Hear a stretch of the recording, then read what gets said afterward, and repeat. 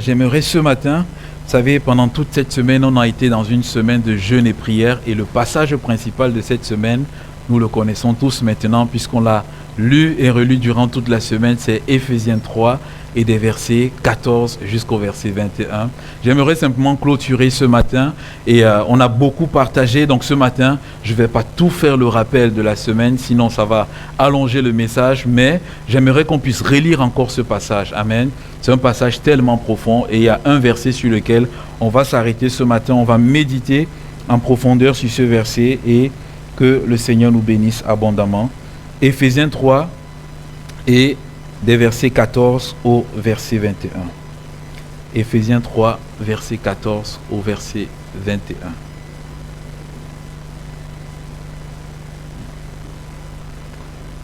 À cause de cela, je fléchis les genoux devant le Père de notre Seigneur Jésus-Christ, duquel tire son nom toute famille dans les cieux et sur la terre, afin qu'il vous donne, selon la richesse de sa gloire, d'être puissamment fortifié par son esprit dans l'homme intérieur, en sorte que Christ habite dans vos cœurs par la foi, afin qu'étant enraciné et fondé dans l'amour, vous puissiez comprendre avec tous les saints quelle est la largeur, la longueur, la profondeur et la hauteur, et connaître l'amour de Christ qui surpasse toute connaissance, en sorte que vous soyez remplis jusqu'à toute la plénitude de Dieu. Or, à celui qui peut faire, par la puissance qui agit en nous, infiniment au-delà de ce que nous demandons ou pensons, à lui soit la gloire dans l'Église et en Jésus-Christ dans toutes les générations, au siècle des siècles. Amen. Alléluia.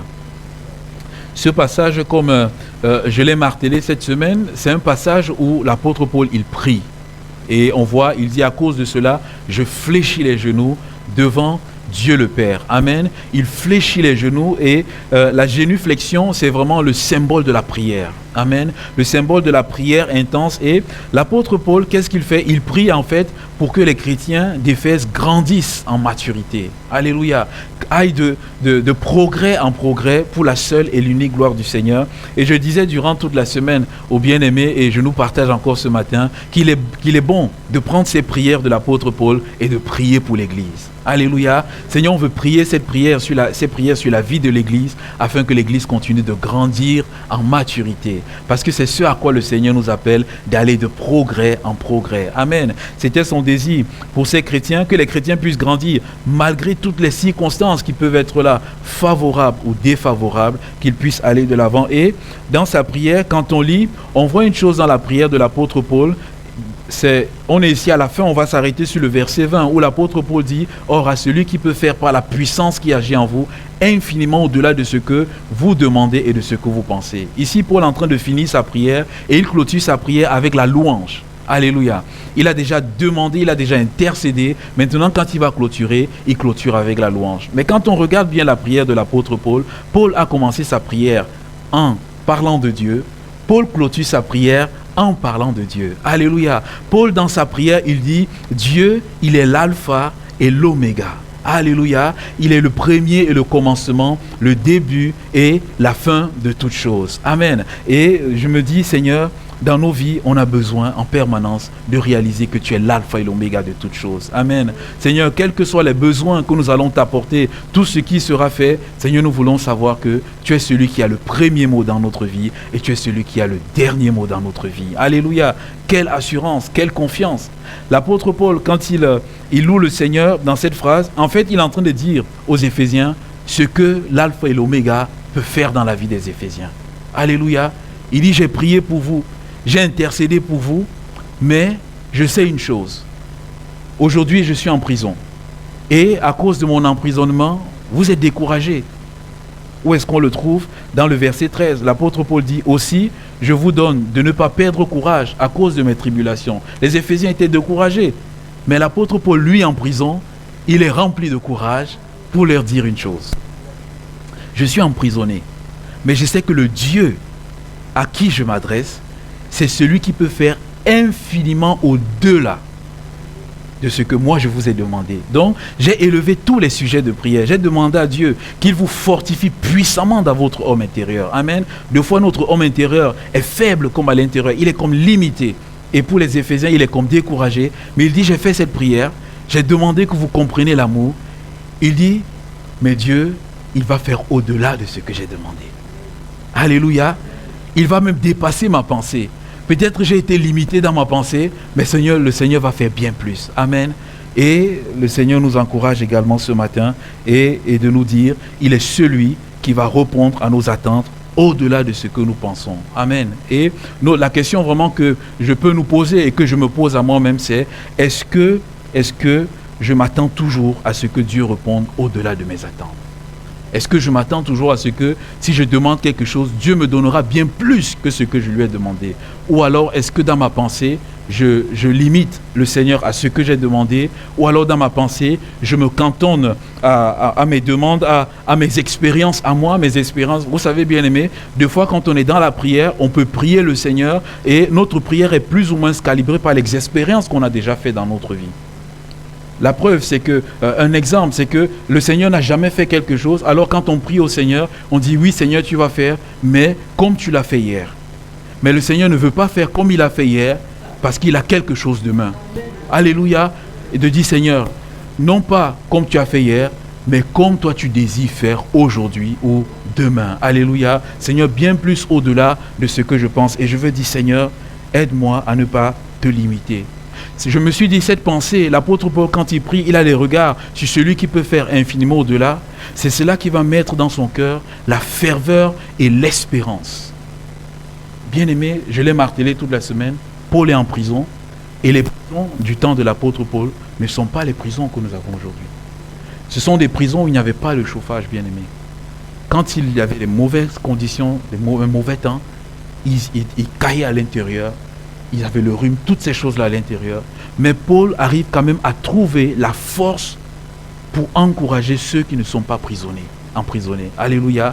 Bien-aimé, combien ça nous encourage à saisir ce que l'apôtre Paul a saisi pour continuer d'aller de l'avant. Amen. Et je me suis arrêté sur cette pensée et je me suis dit, Seigneur, nous avons besoin du même état d'esprit. J'ai parcouru l'Ancien Testament, l'Ancien et le Nouveau Testament, mais on ne va pas faire tout l'Ancien et le Nouveau Testament ce matin, rassurez-vous. Mais au travers de quelques exemples, je me suis rendu compte que, en fait, Dieu, en permanence, il est le Dieu de l'infiniment au-delà.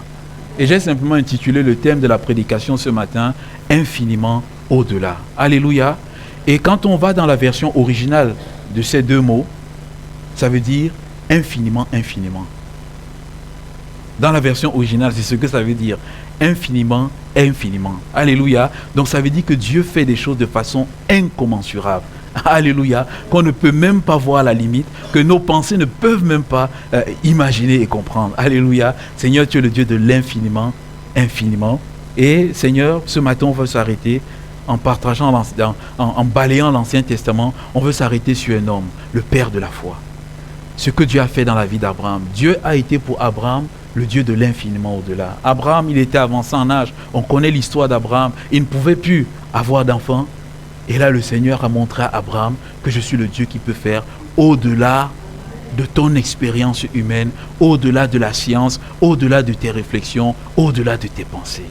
Ça a été difficile pour Abraham. Abraham, il n'a pas toujours saisi cette foi. Pourquoi? Parce qu'à un moment donné, Abraham s'est dit, mais Dieu, il m'a fait cette promesse. Est-ce que ça sera pas ma servante Agar? Sarah aussi pensait que c'était cela. Ils ont voulu aider Dieu dans leur plan, mais ils ont raté. Et le Seigneur lui dit, c'est de toi et c'est de Sarah que l'enfant viendra. Et Abraham, il a cru au Seigneur et le Seigneur a fait la promesse. Mais le Seigneur va demander quelque chose d'autre à Abraham, on le sait. Donne-moi ton fils. Et le Seigneur dit, ton unique. Le Seigneur a précisé, Abraham savait de qui il s'agissait. Il s'agissait de Isaac. Seigneur, tu m'as donné, mais maintenant tu veux reprendre. Mais bien aimé, je vais vous lire ce qui était dans l'état d'esprit d'Abraham. Abraham était aussi dans l'état d'esprit de l'infiniment au-delà. Amen. Lorsqu'il a obéi à Dieu, il n'a pas résisté à la demande de Dieu. La Bible dit ceci, il pensait que Dieu est puissant, même pour ressusciter les morts, aussi le recouvrira-t-il par une sorte de résurrection. Alléluia. Bien-aimé, Abraham a dû entrer dans l'infiniment au-delà de Dieu pour sacrifier son fils. Parce que ce n'est pas possible. Dieu qui nous demande ce sacrifice-là, mais Abraham s'est dit, Seigneur, je vais accéder à ta demande, mais je sais une chose, c'est que tu n'es pas limité, tu as donné la promesse et tu peux faire.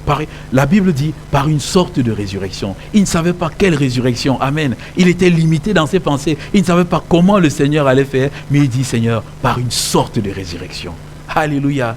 Oh, bien-aimé, disons, Seigneur, aide-moi comme Abraham, Seigneur, devant certaines situations, devant les temps, devant mes prières, à pouvoir te dire, Seigneur, par une sorte, un miracle quelconque, par un moyen prodigieux, par une circonstance prodigieuse, Seigneur, tu es capable de faire cela. Tu es capable de débloquer la situation. Tu es capable de pouvoir au besoin. Seigneur, je ne veux pas te limiter dans mes pensées, mais je veux simplement avoir la pensée de l'infiniment au-delà.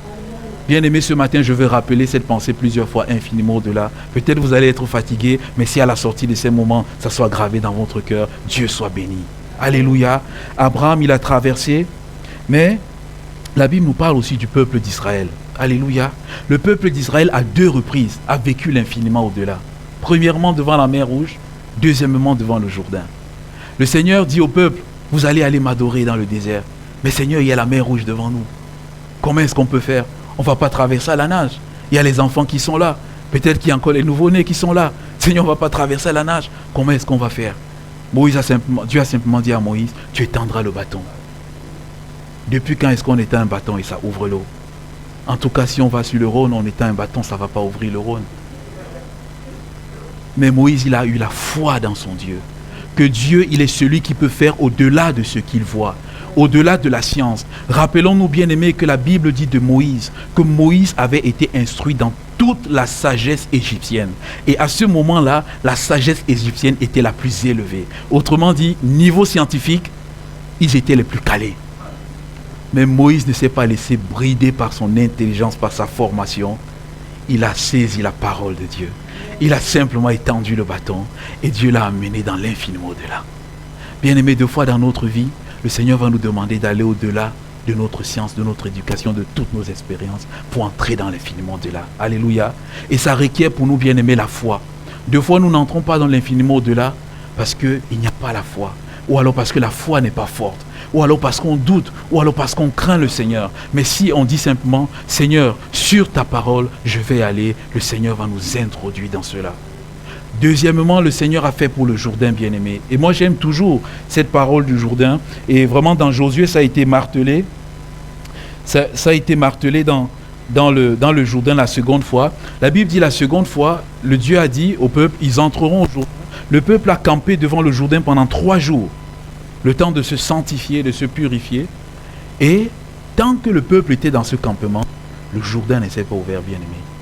Mais la Bible précise ceci, c'est que dès que les Lévites qui portaient l'arche de l'Alliance ont pris le premier pas et ont mis devant le Jourdain, ça s'appelle le pas de la foi, le Jourdain s'est ouvert. Alléluia.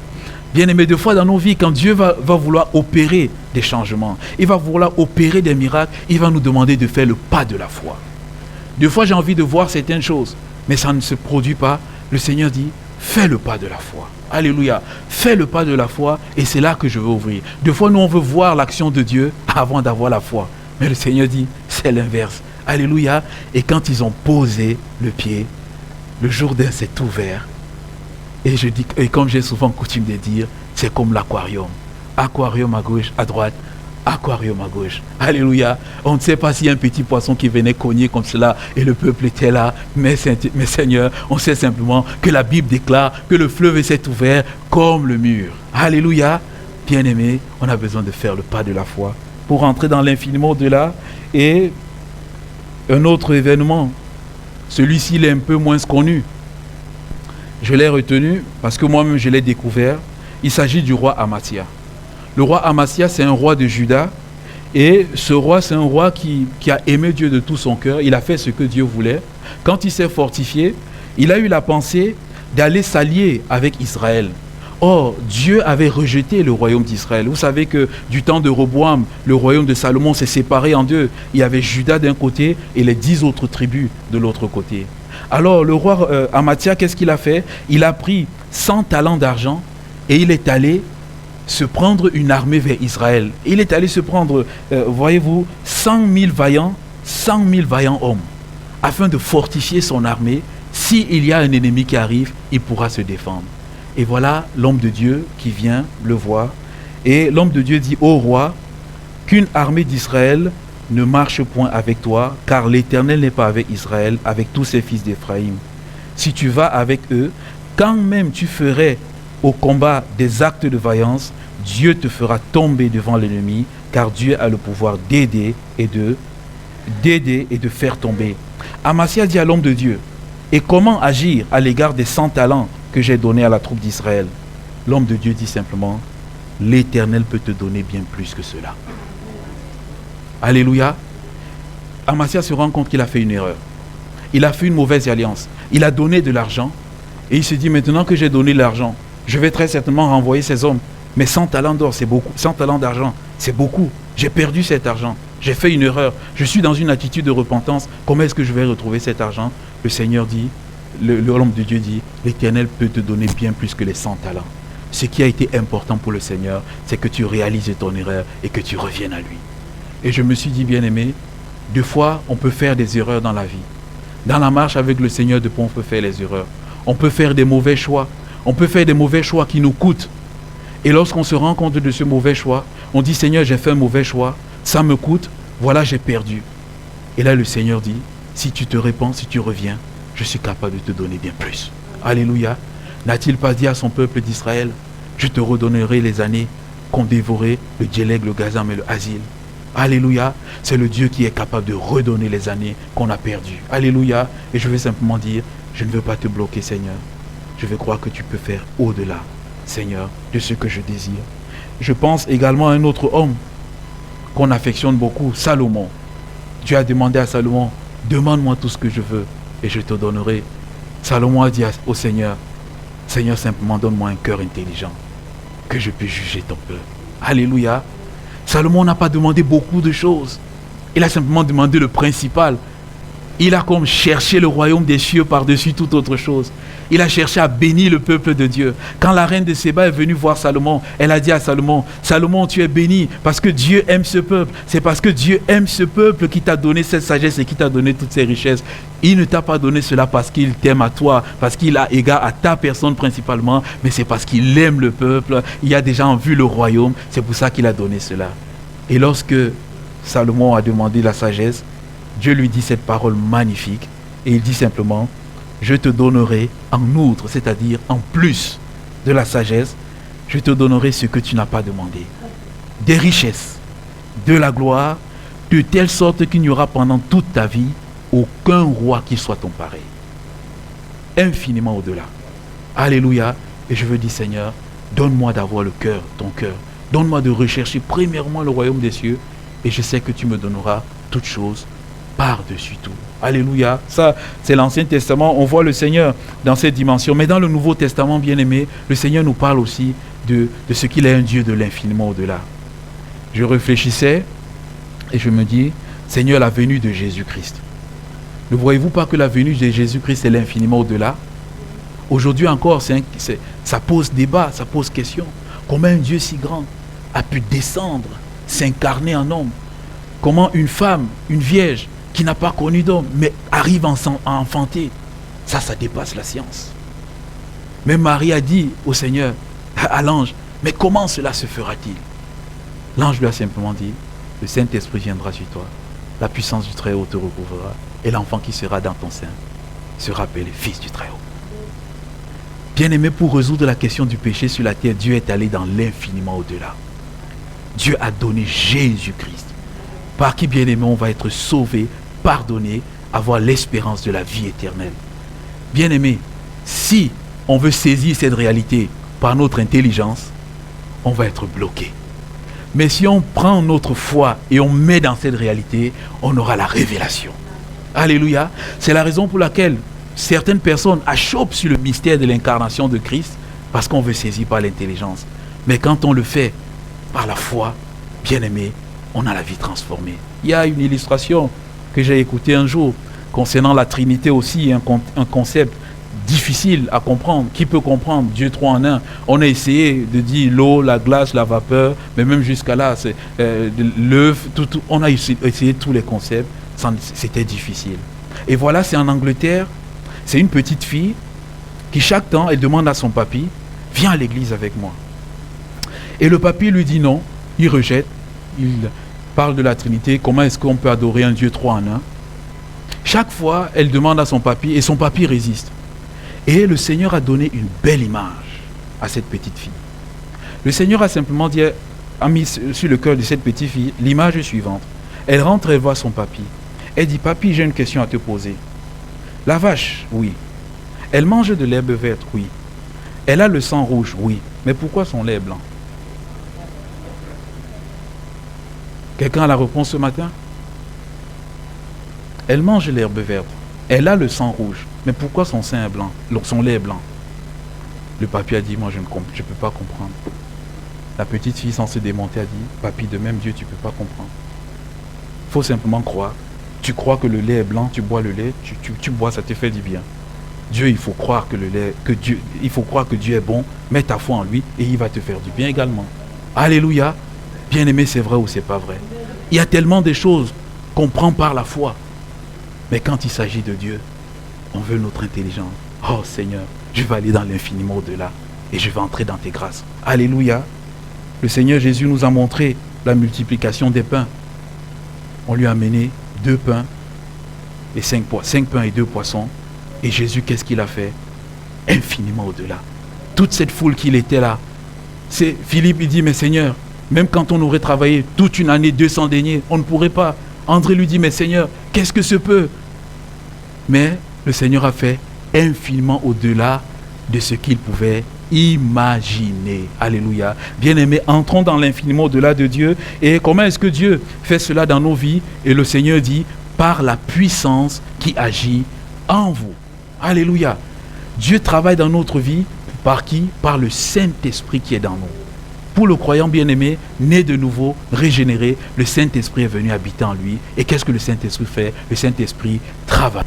Et j'ai regardé ce mot agir. Ce mot veut dire travailler avec efficacité. Alléluia. Je veux bénir le Seigneur parce que, Seigneur, ton Saint-Esprit travaille avec efficacité dans mon cœur. C'est-à-dire que quand il travaille, il fait en sorte que les fruits escomptés arrivent. Alléluia. Que ce que Dieu désire arrive. Amen. Mais maintenant, la question, c'est est-ce que je lui laisse toute l'opportunité? Alléluia. Est-ce que je lui donne toute la liberté? On a entendu un don spirituel ce matin qui disait abandonne-toi. Amen. Seigneur, je veux réaliser que l'Esprit en moi, il travaille avec efficacité. Seigneur, je veux laisser l'Esprit intervenir. Je veux le laisser agir sans opposer aucune résistance. Bien-aimé, deux fois l'Esprit de Dieu agit dans notre cœur, mais c'est nous qui opposons résistance à l'Esprit. Quand nous sondons bien notre cœur, l'Esprit parle au plus profond de nous. L'Esprit travaille au plus profond de nous. Et des fois, quand il touche certaines choses qui vont nous bousculer, et des fois qui ne vont pas nous faire du bien, qui ne vont pas nous faire plaisir. Et on a deux solutions. Soit on capitule au Saint-Esprit, et puis il enlève et il nous conduit dans la gloire. Soit on résiste, on reste dans le statu quo, et on n'est pas renouvelé. L'Esprit Saint, c'est un gentleman. Il ne nous force pas. Alléluia. Des fois, nous, on peut forcer les gens. Des fois, on peut forcer les gens à faire quelque chose. Mais l'Esprit de Dieu ne nous force pas. Il nous dit quelque chose. Si on dit oui, Saint-Esprit, c'est un peu comme haut les mains. Oui, Saint-Esprit, je me rends. Je réalise que ce sur quoi tu mets le doigt, c'est quelque chose d'important. L'Esprit de Dieu va travailler. Pour celui qui connaît le Seigneur, c'est pareil.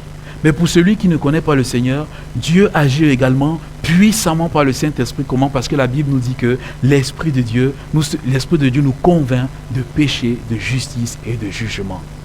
Une âme qui entend parler de l'Évangile, on proclame la parole, mais le Saint-Esprit agit dans le cœur de cette âme. Alléluia. Regardez l'apôtre Paul. Qu'est-ce que Jésus a dit à l'apôtre Paul?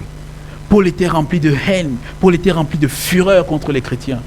Mais quand Paul voyait la vie des chrétiens, il voyait une espérance, il voyait une confiance, il voyait une paix dans la vie de ces chrétiens, malgré le fait que ces chrétiens, ils n'avaient pas grand-chose, malgré le fait qu'ils n'étaient pas érudits comme l'apôtre Paul, mais ils avaient une vie qui était là. Quand Jésus vient voir l'apôtre Paul, Jésus dit à Paul, il te serait difficile de régimber contre les aiguillons. Arrête de résister au Saint-Esprit. Arrête d'opposer la résistance. Arrête de repousser ces multiples appels. L'Esprit de Dieu ne fait que t'appeler. L'Esprit de Dieu ne fait que te révéler que tu n'es pas dans la vérité. L'Esprit de Dieu ne fait que te dire que la vérité c'est en Jésus. Mais tu résistes. C'est peine perdue. Tu ne peux pas résister. Alléluia. Et l'apôtre Paul, il a capitulé et il a dit, que veux-tu que je fasse, Seigneur? Alléluia. Amen. Moi, j'aime l'apôtre Paul parce que, bien aimé, si vous lisez tous ses épîtres, cette phrase s'y revient. Il dit, je fais le ministère par la puissance du Saint-Esprit qui agit en moi. En tout temps. Éphésiens, il dit, la même force que Dieu a déployée pour ressusciter Jésus-Christ d'entre les morts, c'est la même force que Dieu déploie en faveur de ceux qui ont mis la foi en Jésus. Alléluia, bien aimé.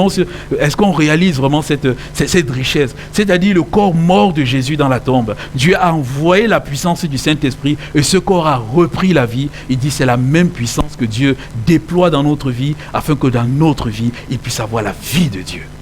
Comme un torrent qui va nous vivifier. Et je veux dire, Seigneur, aide-moi à te laisser agir dans ma vie. Alléluia. Seigneur, peut-être que longtemps j'ai résisté, mais je vais te laisser intervenir. Je pense à l'œuvre du salut. À l'œuvre du salut, lorsque les disciples vont dire à Jésus, mais finalement, qui peut être sauvé? Si ce riche-là, il a tout, il a l'argent, il peut même acheter le salut, il peut tout acheter. Mais si ce riche-là n'arrive pas à être sauvé, qui peut être sauvé? Jésus a simplement dit, aux hommes c'est impossible, mais à Dieu tout est possible. Autrement dit, les hommes sont limités, mais Dieu est infiniment au-delà. Il est celui qui est capable de changer et de transformer les cœurs. Alléluia. Bien-aimés, ce matin, c'est quelques pensées. Alors, dans notre marche, le Saint-Esprit simplement nous appelle à marcher dans la maturité, à chercher la maturité, en croyant que Dieu, il est celui qui peut faire infiniment au-delà de ce que nous pensons, quel qu'en soit le domaine, quelle qu'en soit la situation. Seigneur, aide-moi à toujours avoir cette pensée. Seigneur, dans ma recherche de la vérité, dans ma recherche à croire en toi, aide-moi à croire que tu es celui pour qui rien n'est impossible. Alléluia. Bien-aimé, ce matin, j'aimerais simplement clôturer avec ce verset, 2 Corinthiens 9 et le verset 8, qui nous parle encore de l'infiniment au-delà.